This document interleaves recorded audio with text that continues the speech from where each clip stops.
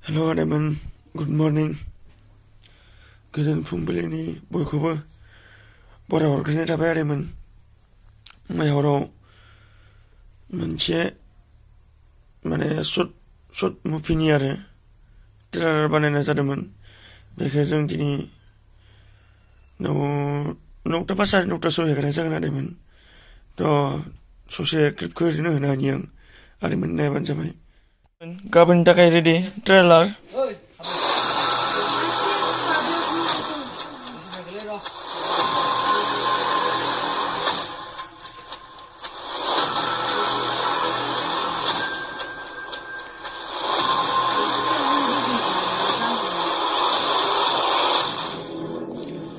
बेखिनियानो मोनाखैमोन